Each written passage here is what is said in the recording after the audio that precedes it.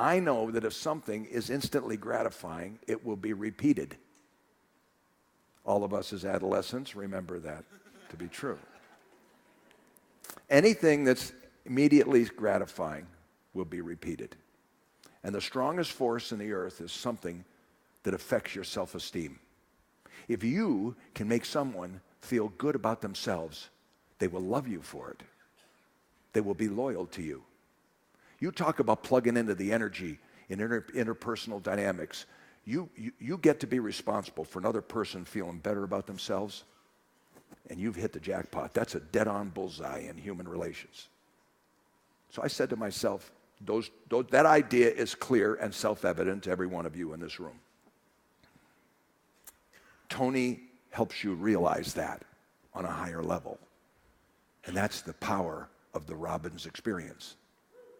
But I accept that idea myself. Tony and I talk about it all the time.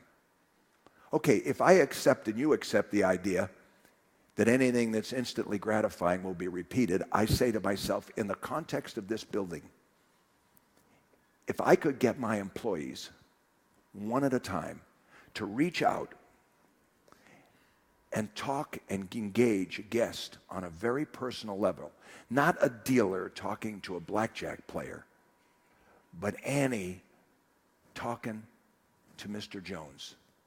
How are you today, Mr. Jones? Nice to see you again.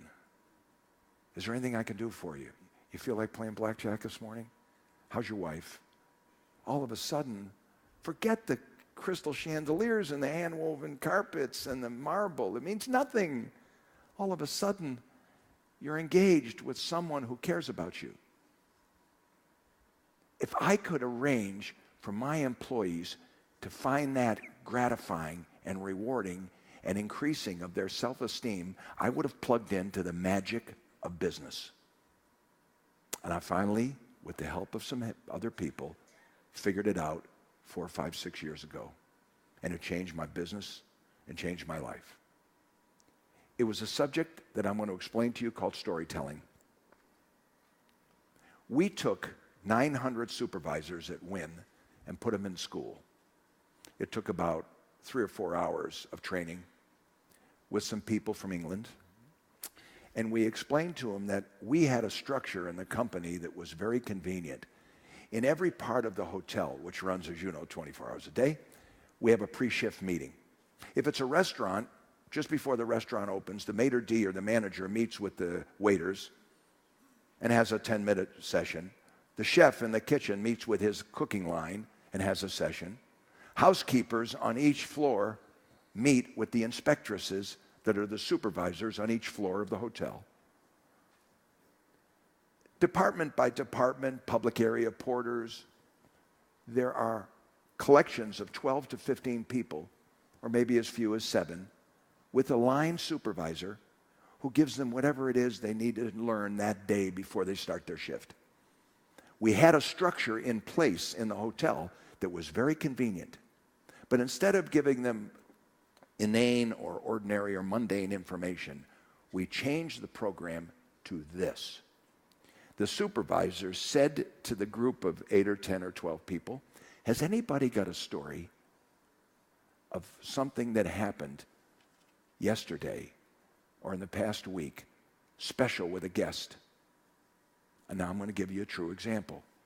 Bellman says to the bell captain, yeah, yesterday I checked in a man and his wife, older couple from California, and the bags came in, and I asked them to check and see if all the bags were there.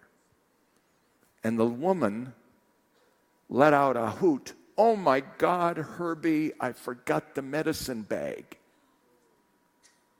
And that was a small hand case in which his medicine, he was a diabetic, and her medicine, they were in their 70s, were contained.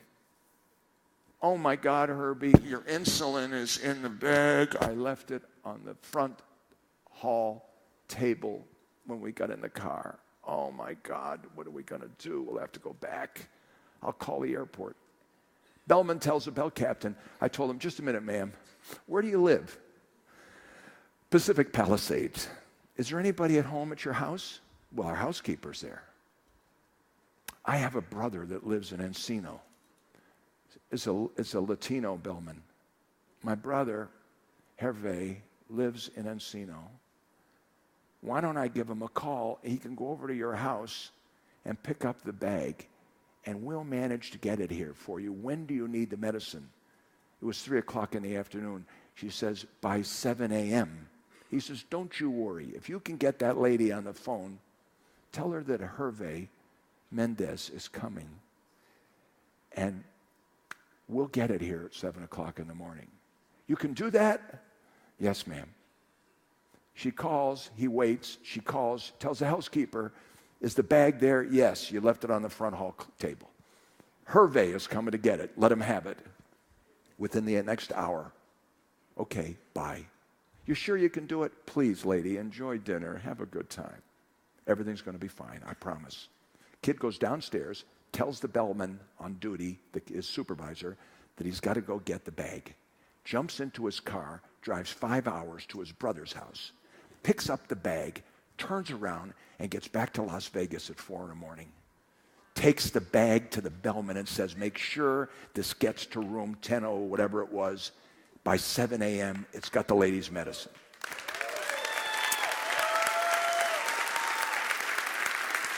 I'm not done with the story.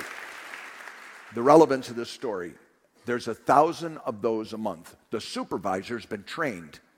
Everybody in the room says, wow, that's great, Mendez. We have an internet loop, a special internet thing in the hotel for the employees. And we have a sign shop, and we make signs for the back of the house. Immediately, a picture is taken of that bellman Mendez. His story is encapsulated in large print. We make paper signs, and we decorate the back of the house. We publish Mendez's picture and story on the internet, and it's all over the employees' staff dining room, and everybody is reading about this bellman who's now a local hero. And his chest is out to here, and he's taken a bow, and he feels great because of the recognition he's getting from his peer group. Now, everybody else in the room with that bellman is looking for a story so they can tell it the next day.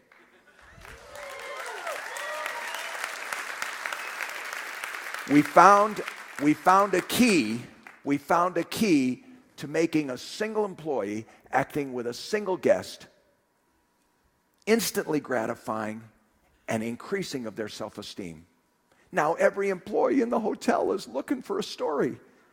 The dealers are on their way down the hall to take a break at the staff dining room, and they see a lady and a man looking a little confused, and they walk over on break and say, you look like you're looking for something. Can I help you? And the lady says, well, we're looking for a meeting room called Lafitte. Oh, that's our ballroom. You're standing here by the B bar. You have to go down past Wing Lei, the Chinese restaurant. Wait a minute. Come on with me. I'll take you. And the dealer makes a detour for 5 minutes and takes this couple and shows them the Lafitte room. You think that hotel is ever going to be the same again to those two people or that lady and her husband with the insulin? Hell, screw the chandeliers and the hand-woven fabrics and the onyx and the marble. It means nothing. They're going to tell their friends what an incredible place my hotel is. We've taken storytelling 24 hours a day, 7 days a week, every day of the year to a great discipline in our company, giving people recognition for doing the one thing that creates a franchise that's stronger than anything I know about. That applies to your business. You've got to find those ideas that lift your staff, make them feel great about themselves in the context of your business. You do that, and I tell you that the results will astound you. First an idea, and then a program.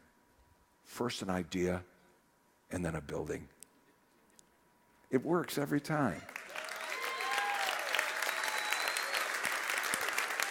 Thank you.